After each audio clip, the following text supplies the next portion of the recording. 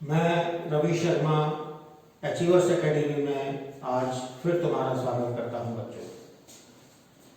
तुम्हें याद होगा कि मैंने अपने पिछले वीडियो में तुम्हें कवि वचन सुधा नामक पत्र के बारे में बताया था, जो कि 1868 में प्रकाशित होना शुरू हुआ था।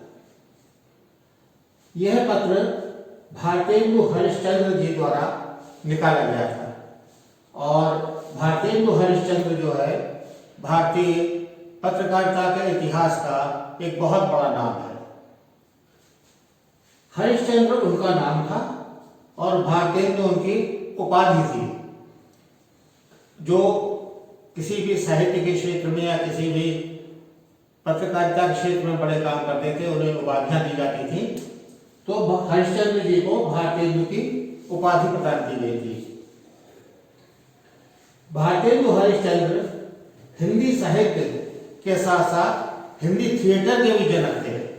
यानी उन्होंने हिंदी साहित्य को प्रतिष्ठा और सम्मान दिलाने के साथ ही हिंदी के थिएटर में भी काम किया, यानी हिंदी रंगमंच के लिए भी उन्होंने बहुत बड़ा काम किया। इसके अलावा वो एक स्थापित कवि भी थे। इसके बाद भारतेंदु जी ने ही 1873 में हरिश्चंद्र पत्रिका नाम से एक मैगजीन निकाली थी। फिर 1874 में बाला बोधिनी नाम की हिंदी की पहली महिला पत्रिका प्रकाशित होना शुरू हुई।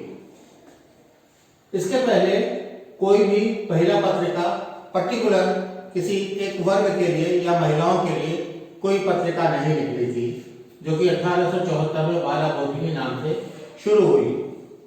1872 में दीप्ति प्रकाश नामक समाचार पत्र का प्रकाशन शुरू हुआ, जिसके संपादक कार्तिक प्रसाद खत्री जी इसके संपादक थे। इसके बाद आते हैं हम 1872 में।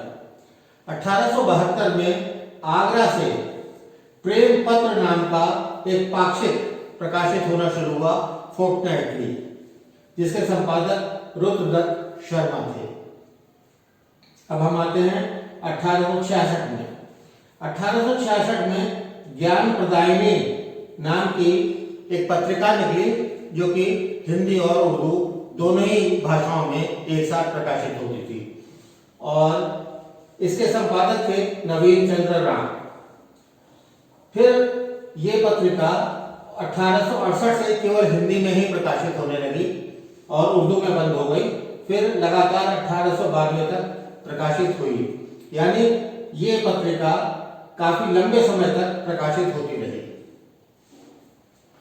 फिर 1885 में हिंदुस्तान पत्र का प्रकाशन शुरू हुआ।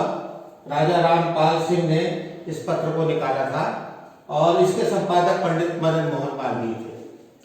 पंडित मदन मोहन मालवीय के नाम के बारे में तुमने सुना होगा। ये भी पत्रकारिता और हिंदी के क्षेत्र में बहुत बड़ा नाम है। यहाँ मैं तुम्हें इनके बारे में बताना चाहूंगा कि मालवीय जी हिंदी के बहुत बड़े विद्वान थे।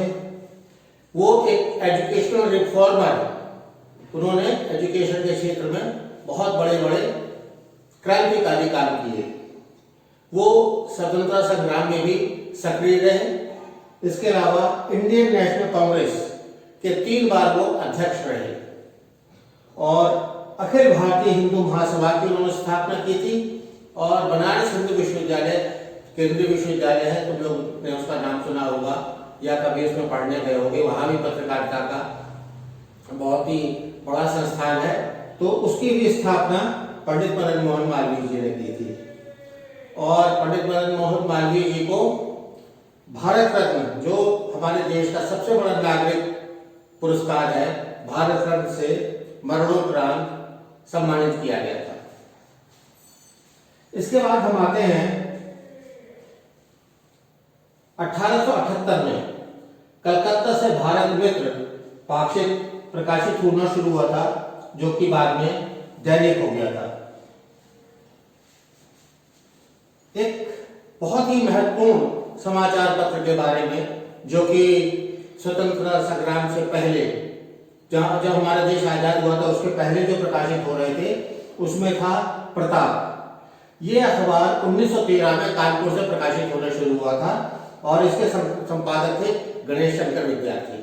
गणेश शंकर विद्यार्थी का भी नाम तुमने सुना होगा, यानी भारतीय पत्रकारिता और भारतीय हिंदी को भारतीय साहित्य में सम्मान और प्रतिष्ठा दिलाने में जिन लोगों का महत्वपूर्ण स्थान है उनमें भारतेंदु हरिश्चंद्र, पंडित मदन मोहन मालवीय और गणेश शंकर विद्यार्थी का नाम सबसे ऊपर आता है। और ये पत्र जो 1913 में प्रताप शुरू हुआ था, गणेश शंकर विद्यार्थी जी ने शुरू किया था, ये 1931 तक प्रकाशित होता रहा, 18 वर्ष तक, जब तक कि उनकी मृत्यु नहीं हो गई। क्योंकि अखबार निकालना बहुत ही दुष्कर कार्य था, तो इसके बाद किसी और अन्य व्यक्ति ने इसको नहीं संभाला और ये बंद हो गया। गणेश शंकर विद्यार्थी जी भी इंडियन नेशनल कांग्रेस के बड़े नेता थे और स्वतंत्रता संग्राम में भी उनका बहुत बड़ा योगदान रहा है। यानी कि जो बड़े साहित्यकार या पत्रकार हमारे देश के रहे हैं, उन्होंने विशेष रूप से जो पत्रों का प्रकाशन शुरू किया था वो ये था कि अंग्रेजों के प्रति, अंग्रेज किस प्रकार से हमारे देश पर राज कर रहे हैं, उस राज से हमें कैसे मुक्ति मिलनी चाहिए, हमारे क्या अधिकार हैं, इन सब चीजों के प्रति लोगों में जागरूकता लाने के लिए इन पत्रों का प्रकाशन शुरू किया था। धन्यवाद।